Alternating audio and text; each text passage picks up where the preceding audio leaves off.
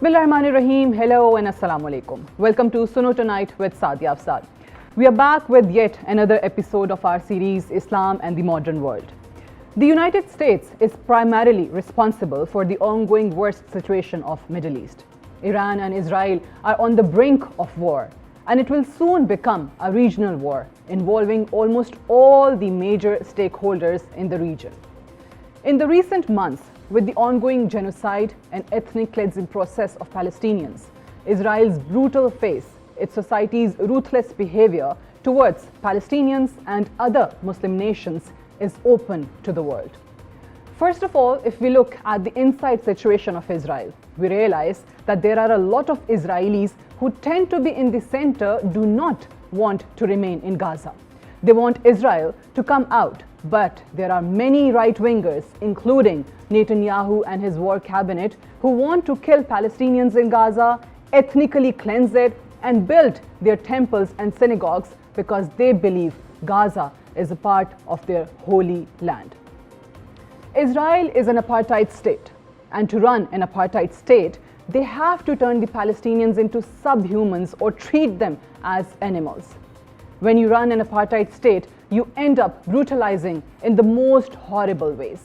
And this has been happening in Israel for a long time.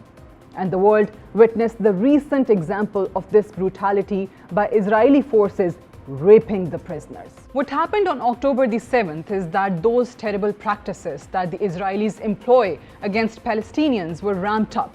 And what you see today is the Palestinians are treated in the most horrendous ways.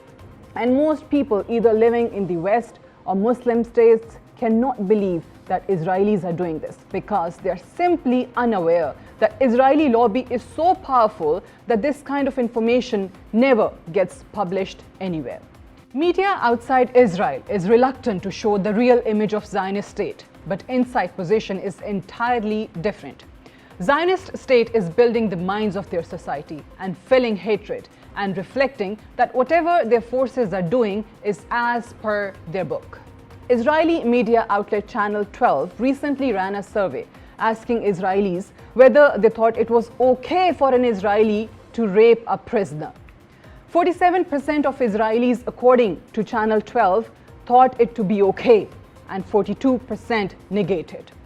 It depicts that Israeli society is horrible, but that's what the world has to deal with.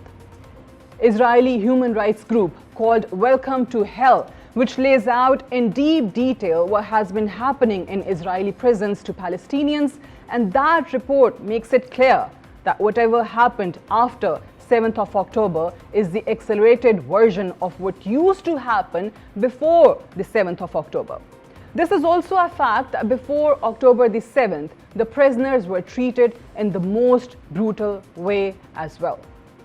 However, the most surprising fact is that in the last few weeks, there is no condemnation from any Western nation, including the United States or Arab world or any other nation.